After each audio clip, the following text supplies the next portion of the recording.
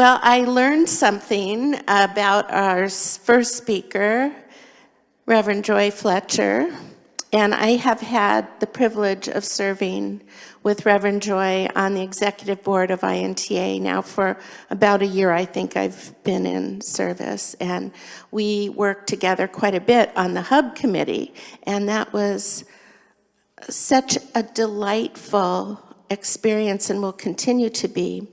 I had no idea, Joy, that you were a fifth generation truth student. Fifth generation. That's amazing. And this is even more amazing, that you served as a Unity spiritual leader in Muskogee, Oklahoma, in the same church as her second great-grandmother did. Can you imagine that lineage? That is remarkable.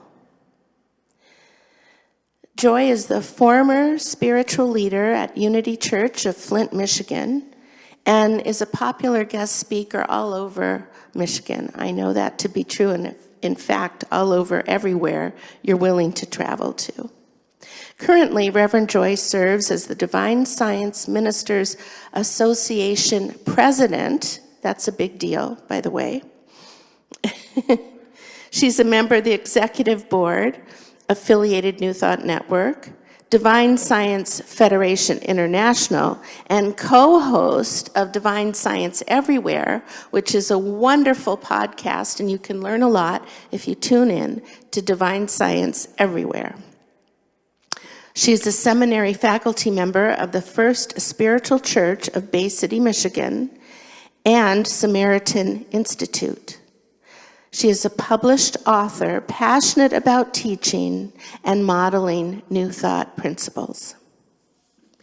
And so I would like to invite my friend Joy to please come forward, and I invite all of you to open up to hear some beauty and wisdom from Reverend Joy. Good morning, beloved friends, honored leaders, seekers and companions present here physically as well as virtually. We are all together on this glorious spiritual path. It's a joy and a privilege to gather with the International New Thought Alliance, an organization that has long stood for freedom of thought, spiritual awakening, collaboration, and the divine dignity of every person. We gather in a remarkable time, a challenging time, a rapidly changing time, a noisy time, a time of uncertainty for so many. And yet, it's also a time of tremendous opportunity. Because history has shown us time and time again, when old systems shake, a deeper truth emerges. Today, I invite one of the foundational teachings of New Thought. We are to live from cause, not effect. Cause is the inner consciousness where thought, prayer, intention, wisdom, and creative response begins. Effect is the outer world of appearances, conditions, and circumstances that demand our attention and reaction. And sometimes it seems to contribute to fear. Fear we didn't know that we had. Through ministry, caregiving, grief support, and companioning people through sacred translations of their whole life, I have discovered something profound. one person may seem to collapse inwardly. One only feels fear. Another one might only feel chaos. But yet, another one may discover a hidden strength. They may discover a depth that they didn't know that resided within them. Another one may choose to deepen their own faith. Why is this?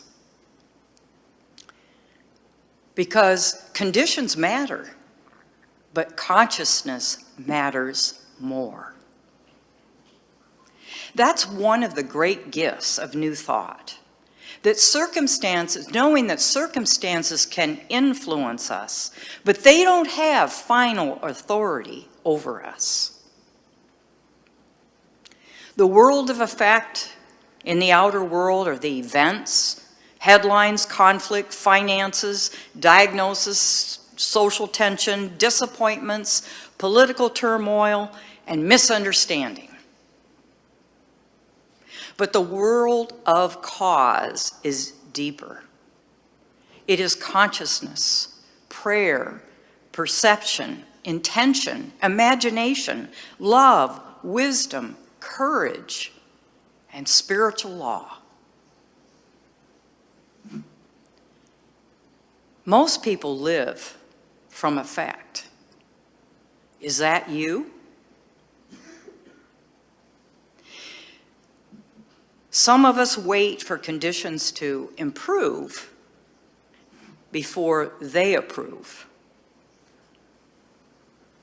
They wait for peace outside before cultivating that peace inside.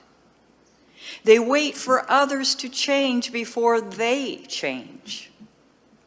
Recently, I was reading a little booklet by Nona Brooks, The Prayer That Never Fails. And there was an instance where a woman was taking classes with Nona Brooks, and she talked about her concern for her husband that didn't grasp the truth principles such as she did. Sound familiar? Sometimes in our zeal? Yeah. Look at, I grasp these principles. How about you? And Nona Brooks said to her, don't worry about him. Include him in your prayers, but be more concerned about your own consciousness. And she also said, we are our brother's keeper or helper, but it's more effective when we keep our own consciousness.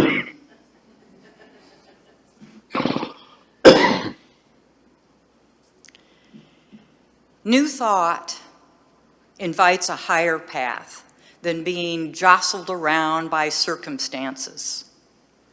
He wrote, "Life is a mirror and will reflect back to the thinker what he thinks into it." So, my friends, we're not merely witnesses to life. We are participants in this life. We live in an age of constant stimulation, breaking news and outrage cycles and comparison culture, fear-based messaging, and emotional contagion. However, if we remain grounded in our spiritual principles,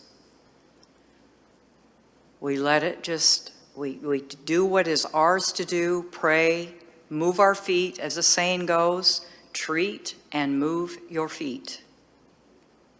For when we're vulnerable and we accept what we see on the outside and react, we're more easily manipulated. We're more easily discouraged instead of taking a breath, stepping back, and remember that the source of courage, of strength, of peace resides within us, as well as everyone else, in spite of what it may look like. But that's where we come in as truth students. Your consciousness is not private. It affects every single room you enter, every space that you step into. Information can be loud, but spiritual wisdom is often quiet, sits back, and just knows the truth. Wisdom asks, what is true here? What is loving here? What is mine to do? What serves healing? And how do I respond without becoming what I oppose? Wisdom reminds us that we are here learning together.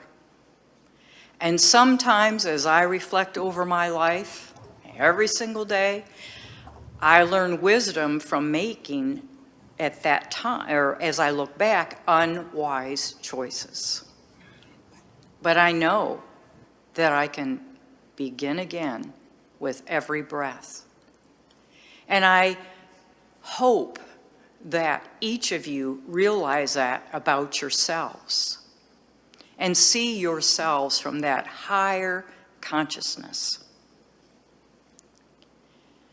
So what will we do with these teachings, and how do we apply new thought principles when someone else, my brother or sister, is suffering? Do we stick our nose in the air and say, it's in their consciousness?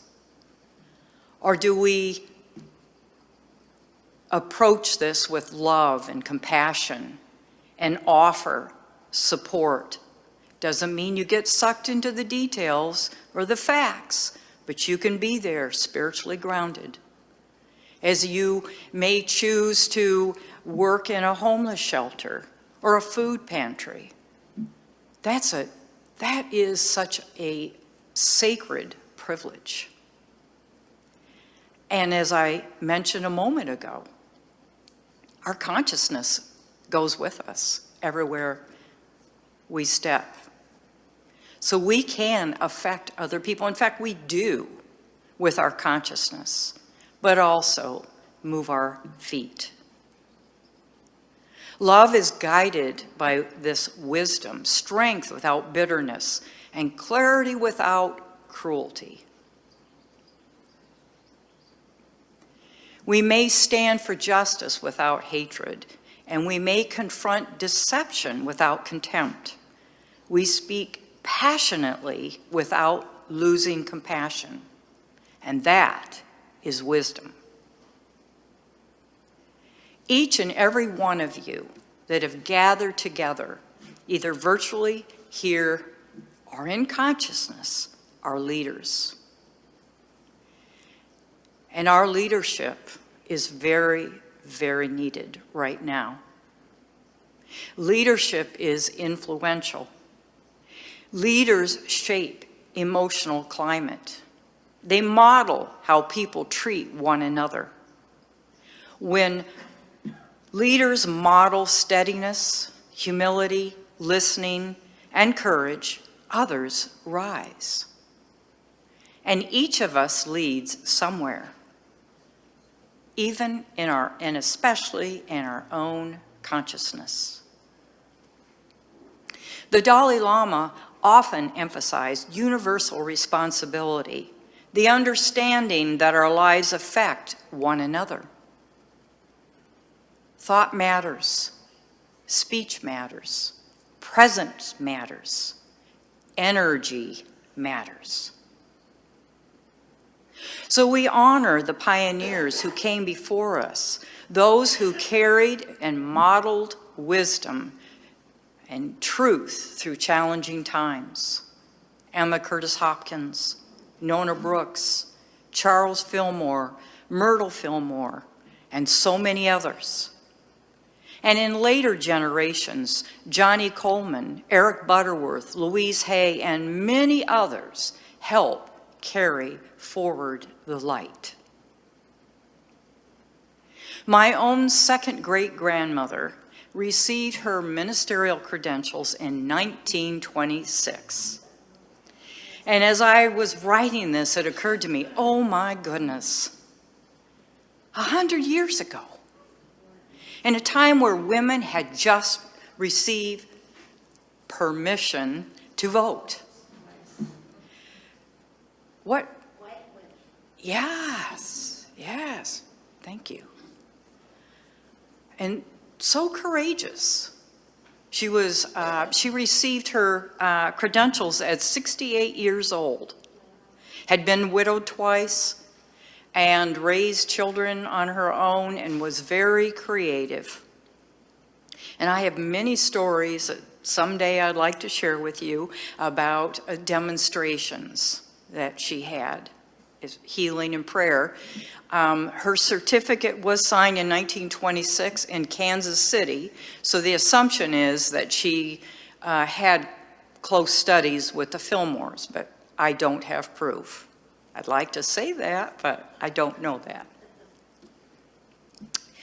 But you know, the early pioneers were much more orthodox about truth principles. They were adamant, and they demonstrated and demonstrated and demonstrated. So my 2 times great-grandmother, Fanny Diggs, returned to Muskogee, Oklahoma to support others. My grandmother wrote me a letter and told me about the story of her grandmother. And she said that her own living conditions, my 2 times great-grandmother, was very sparse compared to how most of us live. She lived above a store in one room.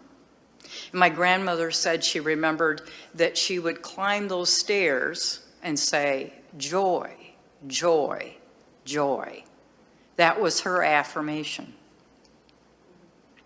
The area where she lived only had a cot and a hot plate on one side with a curtain, and then her little church, her little study room on the other side. She modeled her passion, her belief in these truth principles. She would take little unity tracts and put them in her pockets and then go to like the bakery to get day-old or discarded bread.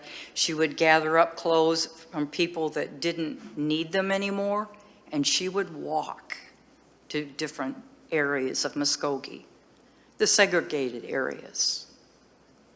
They called them at that time Indian Town and Nigger Town.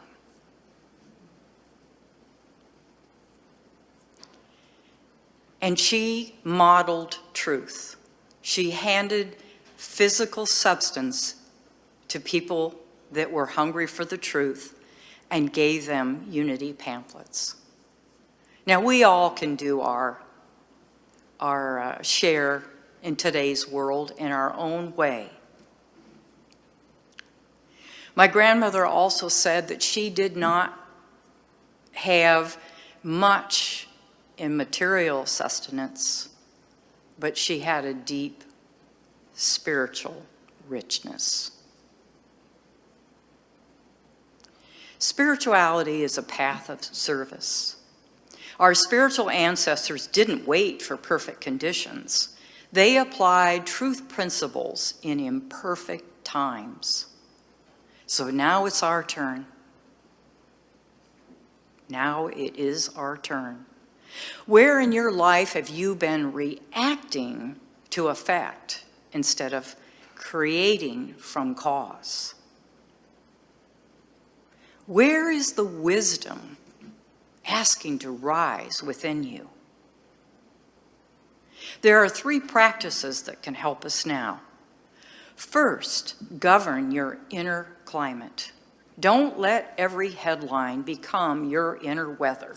In fact, just put the blinders on momently, not constantly. I don't mean to put your head in the sand, But don't feed yourself with that.